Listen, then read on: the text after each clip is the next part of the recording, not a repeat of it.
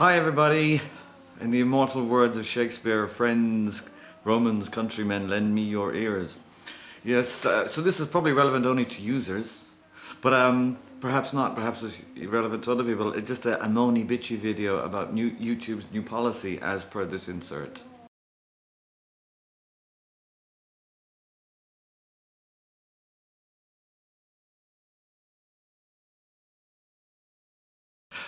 Now they tell me. Look, I tell you what, everybody. I'm not obsessed with views. I really haven't. I honestly, perhaps look at my actual channel subs or channel page maybe once a week. And but I have noticed. I have noticed for many months that my count was like over 920,000 views in total. And then to my great shock today, I just saw I lost 300,000 views. And so I did this investigation and found this thing that which you've just read. You know something, everybody? I think I'm trying to understand the rationale behind this. It's, you know, real view, reflects, whatever. I think at the heart of it is for them is they don't want people deleting videos because of potential revenue on stuff. But you know something, the implication will be for everyone, try to understand this, and I know a lot of users will probably understand, is that you have the right, you should have the right to kind of police your own channel, to edit your own channel. And what that means is that, going right through the list, in the past, I'll be straight up, if I posted a video and I was too cheeky and used someone else's music, third-party warning, I took it down immediately. But in a lot of occasions, it was simply because the story was sort of old and expired and irrelevant in my view, and sort of cleaning out my channel. You know the way you clean out your garage or something like that? I don't know, I didn't want hundreds of videos on my channel because it's just ancient history. So I deleted a lot of them. And then for other larger reasons, I'll give you two cases in point. One of the largest videos that I deleted, and I even hate referencing it again, was last August when I caught some policemen outside my door being very bad boys. And I posted it, and when it had reached what was it, 160,000 views after just a few days, I killed it because in negotiations with them, I made a video about it, and anyway, it was so horrible, the comment page, that I just didn't want it on my channel. But the point is that people, nearly 200,000 people, had been informed and did look at that video. There's all kinds of reasons, you know. I mean, I did an interview with a member of Parliament once, an MEP, member of the European Parliament, did a lot of work and set it up and did all of it. When I published it, and it did relatively well, it did relatively well. He wrote me back and he said, "Thanks for the video, man. It's just that the bio that you did at the beginning is a little inaccurate, and I think you got it from Wikipedia, did you?" And I said, "Yes, I did."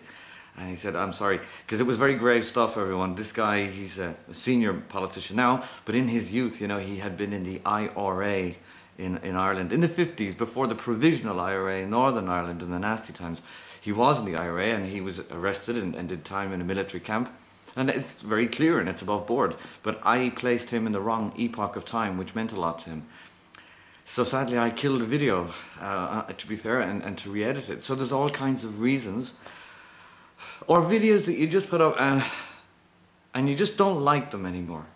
Maybe you just don't like them for lots of reasons. Too boring, too aggressive, factually wrong, lots of reasons. And you kill them, you know. And I've done that, and apparently to the value of 300 and something thousand views, 350,000 views, I think, in the last couple of years. And anyway, for me, it's just a disincentive, everyone. It's now we know, and then I'm sure Google, YouTube are not going to change their policy, but it just seems that now, think of it, when I publish a video, including this one, I have to remember, it has to be up there forever and ever. Forever and ever. Even when it becomes completely irrelevant or old. It's just, otherwise, any views that it accumulates right now, as you're watching it, won't count. Delete it. I don't understand the rationale of it. I just really don't. For me, and this may sound like a kind of a silly analogy, but from real life, but I don't know. It works for me. Imagine all the millions of people, everybody, who visit the Eiffel Tower every year. Okay?